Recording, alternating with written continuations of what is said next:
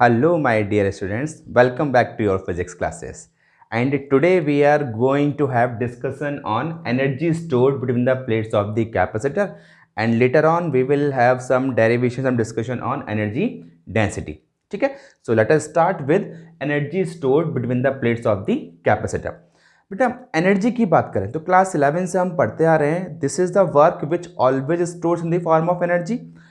तो यहाँ पर भी क्या हो रहा है, आपकी एनर्जी स्टोर हो रही है between the plates of capacitor, तो कुछ ना कुछ वर्क किया होगा। तो it is the work which always stores in the form of energy, जो हम क्लास 11 से पढ़ते आ रहे हैं, and this is applicable here in class 12 also. ठीक, तो अब यहाँ कैपेसिटर में कौन सा वर्क हो गया। ठीक, तो चलिए भाई, सपोज कोई भी एक पैरेलल प्लेट कैपेसिटर है, कैपेसिटी क्या हो गई सी, एरिया ए, और सेपरेशन हमने क्या ले लिया, डी ले लिया। ठीक, तो अगर हम कैपेसिटर को चार्ज करेंगे, चार्ज करने में क्या होगा, हमें एक वर्क करना पड़ेगा। यस, तो आप लिख सकते हो work done in charging a capacitor, और we can say work done in storing the charge between the plates of the capacitor stores in the form of energy between the plates of the capacitor. तो इसी basic के साथ हम derivation करेंगे। हमें क्या find करना है, वर्क फाइंड करना है। ठीक है, लेट ये पैरेलल प्लेट कैपेसिटर है, इसको मैंने V पोटेंशियल डिफरेंस पे कनेक्ट किया हुआ है, और स्टार्टिंग में ये थोड़ा सा अमाउंट ऑफ चार्ज ले रहा है। मतलब अब धीरे धीरे करके आपका क्या होगा, कैपेसिटर चार्ज होगा, तो हम क्या निकाल रहे हैं, work done in storing a small amount of charge dq। ठीक है भाई, तो जो फॉर्मूला हम पढ़ते आ रहे हैं वही यूज करेंगे। नाउ स्मॉल वर्क होगा, it is given by dw equals to vdq। Total work निकालना है, let capital Q amount of charge को आपको स्टोर करना है between the plates of the capacitor, then it is given by integration VdQ 0 to Q। हम Q amount of charge को store कर रहे हैं, तो ये क्या आ जाएगा यहाँ से आपके पास, टोटल वर्क डन। चलिए भाई इंटीग्रेट करते हैं इसको, 0 to Q, V को तोड़ दें, from Q equals to CV, तोड़ेंगे तो क्या आ जाएगा आपके पास, Q square upon C dQ। तो 1 upon C, capacity of the capacitor will remain constant, बाहर निकाल लिया आपने, this is 0 to Q and this is Q to Q। Q को हम यहाँ पर क्या करते हैं, इंटीग्रेट कर देते हैं। इंटीग्रेट करेंगे तो क्या निकल के आएगा आपके पास, Q स्क्वायर अपॉन 2, और लिमिट क्या हो गई, 0 to Q। तो यहाँ से वर्क इक्वल्स टू क्या आ गया, half half, and this will be after applying limit Q square upon C। इसके बाद आप क्या लिखेंगे, आप लिख सकते हो इसके बाद, या मैं भी लिख सकता हूं, this work stores in the form of energy. आप क्या लिखोगे, आप लिखोगे this work stores in the form of energy, this work stores in the form of energy. तो क्या आ गया आपके पास, U equals to half Q square upon C। बेटा यहाँ से Q को तोड़ दें, Q equals to CV, then we will have one more formula, it is given by Q equals to half CV square. यहाँ से हम C को एलिमिनेट कर देते हैं, then we will have one more formula, U equals to half QV। इस वाले फॉर्मूले में ध्यान से रख लेना, इसको कॉपी में नोट कर लेना, ये half Q square upon C हम वहाँ यूज़ करेंगे जहाँ पर आपके पास चार्ज क्या होगा, कांस्टेंट। ये हम वहाँ यूज़ करेंगे जहाँ पर आपके पास पोटेंशियल क्या होगा, कांस्टेंट। ठीक है, मैं आप अभी सिंपल सा आपके दिमाग में आइडिया आ गया होगा, चार्ज कांस्टेंट कहाँ रहेगा, सीरीज कॉम्बिनेशन में। यस, सीरीज कॉम्बिनेशन में भी इसको हम यूज़ कर सकते हैं। ठीक है, कंडीशंस हैं वो मैं एक वीडियो बना के आपको क्लियर कर दूंगा, उसको सारा आ जाएगा। और ये हम कहाँ यूज़ करेंगे, जहाँ पोटेंशियल कांस्टेंट हो, मतलब पैरेलल कॉम्बिनेशन। तो सीरीज और पैरेलल में तो हम ये यूज़ कर सकते हैं, but it is not bound with series और पैरेलल कॉम्बिनेशन। जहाँ कहीं भी आपको कंडीशन दिखाई दे चार्ज क्या है, कांस्टेंट, तो आप एनर्जी के लिए सिर्फ और सिर्फ कौन सा फॉर्मूला यूज़ करेंगे, half Q square upon C। और जहाँ कहीं भी दिखाई दे रहा है पोटेंशियल कांस्टेंट है, then we will prefer to use energy के लिए फॉर्मूला हम यूज़ करेंगे हाफ CV स्क्वायर। ठीक है, ये एक जनरल है, इंडिविजुअल या कॉम्बिनेशन में कहीं भी इसको यूज़ कर सकते हैं अकॉर्डिंग टू आवर नीड। ठीक, ये हमने क्या निकाला, energy stored between the plates of the capacitor. यही हम साथ साथ छोटी सी कैलकुलेशन करने जा रहे हैं फॉर एनर्जी डेंसिटी। हम क्या करने जा रहे हैं, फॉर एनर्जी डेंसिटी। अब भाई ये एनर्जी डेंसिटी की आप डेफिनेशन नोट कर सकते हो, लिख लो भाई, energy stored per unit volume, energy stored per unit volume. हम क्या बात कर रहे हैं यहाँ से, हम एनर्जी डेंसिटी की बात कर रहे हैं। तो आप लिख सकते हो एनर्जी डेंसिटी की डेफिनेशन क्या हो जाएगी, this is energy stored per unit volume between the plates of the capacitor. ठीक है, energy stored per unit volume between the plates of the capacitor. आ जाओ भाई, एनर्जी, अब देखो आपने कैपेसिटर को V वोल्ट से कनेक्ट किया हुआ है तो ये चार्ज हो रहा है। अब ड्यूरिंग चार्जिंग आपका पोटेंशियल डिफरेंस क्या हो गया, कांस्टेंट। हम क्या यूज करेंगे एनर्जी के लिए, हाफ CV², मैंने इसीलिए इसको सामने छोड़ दिया था। तो अब U क्या हो गया, सॉरी हाँ एनर्जी U तो होता है, क्या हो गया हाफ CV², और वॉल्यूम को हम क्या लिख सकते हैं, एरिया इंटू सेपरेशन, ये क्या हो जाएगा आपके पास वॉल्यूम। तो बेटा यहाँ जो हम कैलकुलेशन कर रहे हैं for energy density, this we are doing for parallel plate capacitor. ठीक है, तो अगर मैं आपसे बात करता हूं for a parallel plate capacitor, ठीक है, हम किसकी बात कर रहे हैं, for a parallel plate capacitor की बात कर रहे हैं। तो C की वैल्यू क्या हो जाएगी, A epsilon naught upon D, और V को हम क्या लिख सकते हैं, A इंटू डी। तो ये एनर्जी डेंसिटी को हम स्मॉल u से रिप्रेजेंट करते हैं, ये क्या हो जाएगा हाफ, और C की वैल्यू क्या हो गई, A epsilon naught upon D, और V क्या हो जाएगा E इंटू डी का square upon A into D. ठीक है बेटा, इसको जब सॉल्व करेंगे then you will have finally formula क्या आएगा, U equals to half epsilon naught E²। ठीक है, सॉल्व करने के बाद फॉर्मूला क्या आएगा, U equals to half epsilon naught E²। ये क्या हो गया आपके पास, एनर्जी डेंसिटी, एनर्जी डेंसिटी। एक और चीज, ये हमने किसके लिए ड्राइव किया, for a parallel plate capacitor. Yes, हमने ड्राइव तो करा है पैरेलल प्लेट कैपेसिटर के लिए, but valid for other capacitor also, but valid for others, मतलब किसी भी और शेप का आपका कैपेसिटर है तो वहां भी अगर आपको एनर्जी डेंसिटी यूज करनी है तो हम यूज कर सकते हैं U equals to half epsilon naught E²। ठीक, यहीं पर आइए, यहीं आइए, क्या है आपके पास, कोई भी एक पैरेलल प्लेट कैपेसिटर है। अभी तो हमने यहाँ पे क्या किया हुआ था, एयर फिल किया हुआ था। तो ऑब्वियसली जो फॉर्मूला हमने यूज करा है C equals to A epsilon upon D, ये किसके लिए है, when air has been filled between the plates of the capacitor। यहाँ पर हम एयर की बात नहीं कर रहे, हम क्या कर रहे हैं, कोई भी एक मीडियम हमने फिल कर दिया ऑफ डाइलेक्ट्रिक कांस्टेंट के between the plates of the capacitor. Now the energy density can be written as U equals to half epsilon naught K E²। ठीक है, now in this condition energy density is given by U equals to half epsilon naught K E²। ठीक है, चलिए energy पे बात करी हमने, फिर हमने एनर्जी डेंसिटी पे बात करी। अब एक छोटा सा मेरे को मैथमेटिकल स्टेप्स आपको और शो करने हैं। सपोज दो आपके पास क्या है, प्लेट्स हैं, इन्हें पैरेलल प्लेट कैपेसिटर, एक को आपने चार्ज दिया प्लस, तो यहाँ पे कैसे हो जाएगा, because of induction minus charge induce हो गया था, हम उसकी बात कर रहे हैं। तो इन प्लस और माइनस, इन दो प्लेट्स के बीच कोई ना कोई फोर्स तो एक्ट करेगा।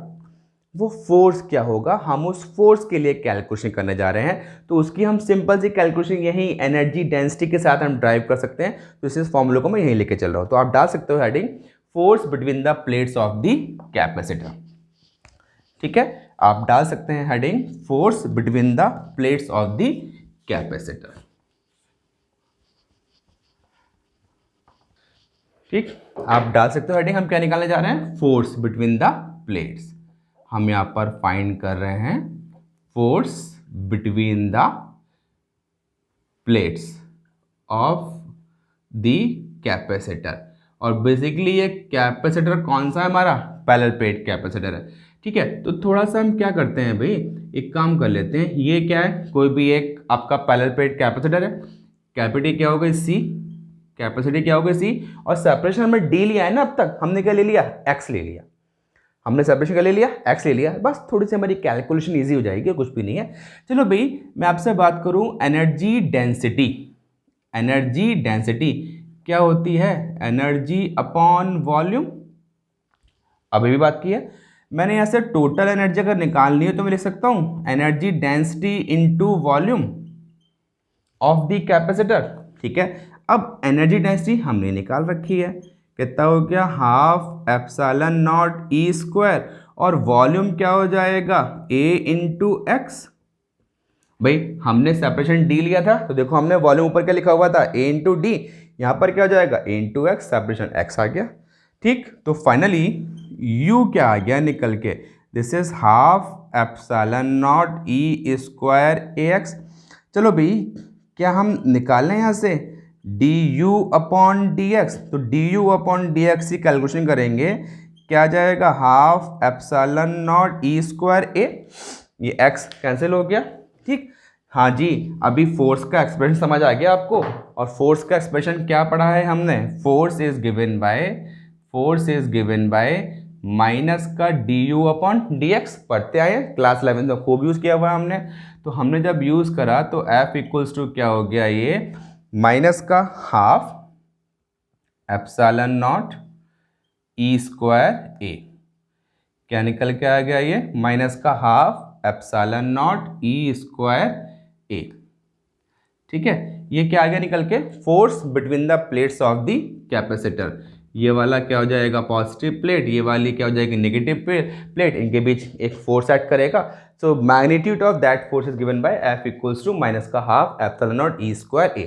ठीक है, चलिए अगर मैं सिर्फ मैग्नीट्यूड की आपसे बात करूं तो आप लिख सकते हो magnitude of force is given by half epsilon naught E square A, half epsilon naught E square A, ये हम लिख सकते हैं। ठीक है, अब मुझे यहाँ पर दो केस में आपसे बात करनी है, मैंने यहाँ पर दो केस में बात करनी है। केस 1 डाल रहा हूँ, आप स्टाइल आगे लिख सकते हो। मैं बात कर रहा हूँ फॉर एन आइसोलेटेड कैपेसिटर, मतलब मेरे को लिखना चाहिए actually for an isolated charged capacitor, for an isolated charge capacitor, मतलब एक कैपेसिटर है उसको आपने चार्ज किया, चार्ज होने के बाद आपने उसको सप्लाई से डिस्कनेक्ट कर दिया, तो वो क्या हो गया आइसोलेटेड, कनेक्टेड नहीं है, सिर्फ वर्ड होगा यूज़ करने के बाद। आइसोलेटेड मतलब सप्लाई से कनेक्टेड नहीं है, ऑलरेडी चार्ज है। अब उस केस में बात करें तो अब बेटा सिंपल सी बात है, आप E की वैल्यू अप्लाई कर सकते हो सिग्मा अपॉन एप्सिलॉन नॉट, और सिग्मा को तोड़ देंगे हम Q अपॉन ए। तो जब सॉल्व करके लाएंगे then you will find F का फॉर्मूला क्या आ रहा है, this is half and this will be equals to क्या आ जाएगा Q square upon a epsilon naught. आप सॉल्व करेंगे, आप सॉल्व कर देखिएगा, you will find the same formula. तो ये कब आया, आइसोलेटेड चार्ज कैपेसिटर के लिए आया। खैर बात ये नहीं है, इंपॉर्टेंट बात क्या है कि यहाँ जो फोर्स आया है इन दिस सिचुएशन, वो सेपरेशन R से D से X से क्या है इंडिपेंडेंट, कहीं भी डिपेंड नहीं कर रहा। तो हम कर दें जो फॉर्मूला है कैसा आ गया, this is independent of separation, ये क्या हो गया इंडिपेंडेंट ऑफ सेपरेशन। नाउ अब उस चार्ज कैपेसिटर की प्लेट्स के बीच अगर सेपरेशन आप इंक्रीज करते हैं then constant force will be needed, constant force will be needed. ठीक है, क्योंकि उस केस में आपका जो फोर्स है वो सेपरेशन पर डिपेंड नहीं करता। ठीक, दूसरा केस हम बात कर रहे हैं, वही कैपेसिटर है, अभी तो हमने क्या कर दिया उसको आइसोलेटेड, मतलब बैटरी की प्लेट से डिस्कनेक्ट कर दिया, बैटरी से हमने कैपेसिटर को डिस्कनेक्ट कर दिया। अभी क्या है, सप्लाई कैपेसिटर से कनेक्टेड है, सप्लाई कैपेसिटर से कनेक्टेड है। तो अब मैं बात कर रहा हूँ केस सेकंड, आप लिख सकते हो या आप डाल दो कोई भी एक कैपेसिटर है और वो सप्लाई से आपका कनेक्टेड है। अब देखो फिर वही बात जो मैं अभी ऊपर बोला था आपको, यहाँ पर आइसोलेटेड चार्ज कैपेसिटर, मतलब हमने कैपेसिटर को चार्ज किया, चार्ज करने के बाद सप्लाई से डिस्कनेक्ट कर दिया, तो जो भी चार्ज आपका कैपेसिटर के प्लेट्स के बीच स्टोर हो गया वो तो हो गया, मतलब चार्ज कांस्टेंट रहेगा। देखो यहाँ पर हमने चार्ज को कांस्टेंट रखा है। अब जब ये सप्लाई से कनेक्टेड है तो बेटा क्या होगा, पोटेंशियल डिफरेंस कांस्टेंट रहेगा, तो आपको पोटेंशियल डिफरेंस को कांस्टेंट करना ही पड़ेगा। तो Q को तोड़ दें हम, Q इक्वल्स टू CV, तो हमारा सेम फॉर्मूला कन्वर्ट हो जाएगा, F इक्वल्स टू हाफ और Q इक्वल्स टू क्या हो जाएगा CV upon A epsilon not. ठीक है, C को तोड़ दें, A epsilon naught upon D for a parallel plate capacitor, तो F इक्वल्स टू हाफ और ये क्या हो जाएगा A epsilon naught upon D into V। एक काम कर लेते हैं, square upon A epsilon not. ठीक है, इसको बेटा जब आप सॉल्व करेंगे, ठीक है सॉल्व करो, देखो इसको सॉल्व करो, फाइनली क्या निकल के आएगा half and this will B epsilon not V square upon a D square, देखना यही आ रहा है, एफ इक्वल्स टू हाफ रह गया, sorry, epsilon naught V square upon a D square. ठीक है, यहां देखो जो फोर्स है, पोटेंशियल कांस्टेंट है, फोर्स है, वो क्या आ गया, सेपरेशन पे डिपेंड हो गया। यहां फोर्स क्या हो गया, सेपरेशन पे डिपेंडेंट हो गया। Now in this situation when the capacitor is connected with the supply, capacitor की प्लेट्स की भी अगर आप सेपरेशन इंक्रीज करेंगे then variable force will be needed. ठीक है, आप सेपरेशन इंक्रीज करोगे तो क्या होगा, then a variable force will be needed. ठीक, चलिए इसको नोट कीजिएगा। जस्ट इसके बाद मैं एक और दो क्वेश्चन पर आपसे बात करने वाला हूं, वो दोनों ही क्वेश्चन आपके सीबीएसई बोर्ड एग्जाम में आए हुए हैं और कहीं ना कहीं उस पर कॉन्सेप्ट जो आपका एनर्जी स्टोर पे बेस्ड है उसको अभी हम डिस्कस करने जा रहे हैं। ठीक है, इसको नोट करेंगे तुरंत।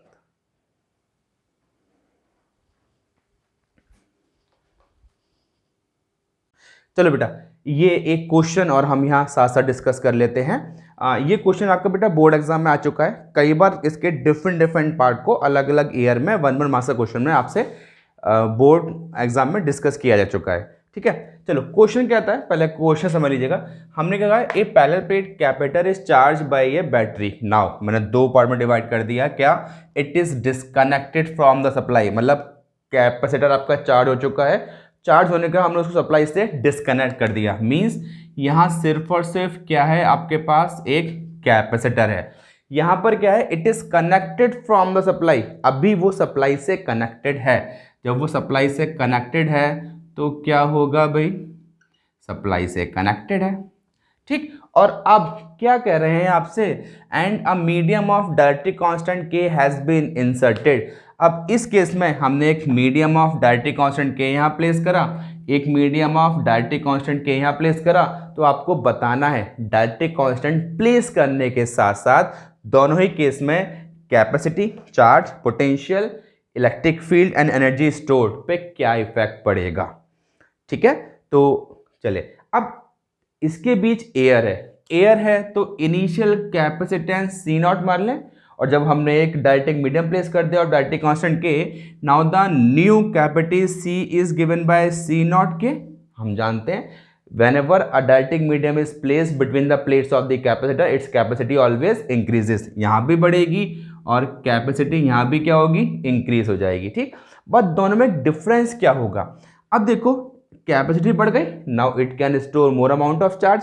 चार्ज कहाँ से आएगा, सप्लाई से। क्या यहाँ सप्लाई कनेक्टेड है, नहीं, तो इस केस में जो आपका charge stored on the capacitor है वो क्या रहेगा, कांस्टेंट। तो जो चार्ज स्टोर्ड है between the plates of the capacitor वो क्या रहेगा, कांस्टेंट। ठीक, लेकिन इस वाले केस में हम अगर बात करें तो यहाँ आपके पास क्या है, सप्लाई से कनेक्टेड है, इसका मतलब potential difference between the plates of the capacitor क्या रहेगा, कांस्टेंट। आ जाइए अब देखते हैं VEU पे क्या इफेक्ट पड़ेगा।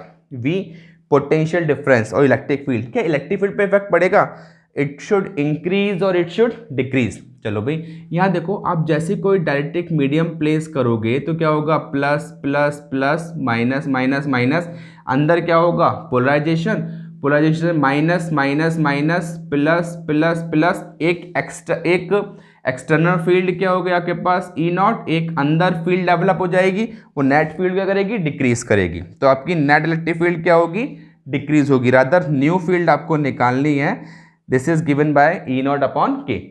जनरली हम लिखते हैं इलेक्ट्रिक फील्ड डिक्रीजेज। अब अगर इलेक्ट्रिक फील्ड डिक्रीज होगी तो V इक्वल्स टू क्या होता है, E into D. If electric field decreases then potential also decreases. ठीक, अब आ जाइए यहाँ पर एनर्जी, बेटा क्या है, चार्ज कांस्टेंट है तो हम कौन सा फॉर्मूला यूज करेंगे, U equals to half Q square upon C। Charge तो कांस्टेंट है, कैपेसिटी इंक्रीज हो गई, कैपेसिटी इंक्रीज हो गई तो obviously energy stored between the plates of the capacitor decreases. ठीक, यहां पर आ जाते हैं रिमेनिंग क्वेश्चन, फिर आप बात करते हैं। अब सप्लाई कनेक्टेड है तो पोटेंशियल क्या रहेगा, कांस्टेंट। आपने डायरेक्ट्रिक मीडियम प्लेस करा तो कैपेसिटी तो इंक्रीज होनी ही होनी है, but now it can store more amount of charge. Charge कहाँ से लेगा, सप्लाई से, सप्लाई कनेक्टेड है। Now it can store more amount of charge, so charge stored between the plates of the capacitor increases. आगे आ जाइए, अगर V constant है तो इलेक्ट्रिक फील्ड भी क्या रहेगी, constant, because V is given bye E into D, V और E same रहेंगे। अब आ जाइए एनर्जी स्टोर्ड, अब यहाँ पर V कांस्टेंट है, now we will use the formula energy stored is given by half CV²। देखो अभी ऊपर हमने बात की थी पहले केस में, क्या क्या था, जहां पर चार्ज कांस्टेंट है वहां पर क्या यूज करेंगे, हाफ Q²/C, और जहां पर पोटेंशियल कांस्टेंट है वहां पर हम क्या यूज करेंगे, हाफ CV²। अभी हम बात करते आ रहे हैं। चलिए भी अब इस वाले केस में आ जाओ, V तो कांस्टेंट है, कैपेसिटी इंक्रीज हो गई, as capacity increases so energy stored between the plates of the capacitor also increases. ठीक है, तो आज की वीडियो में बेटा इतना ही रखते हैं, इस सबको एक बार रिवाइज कीजिएगा। ठीक, thank you and have a nice day.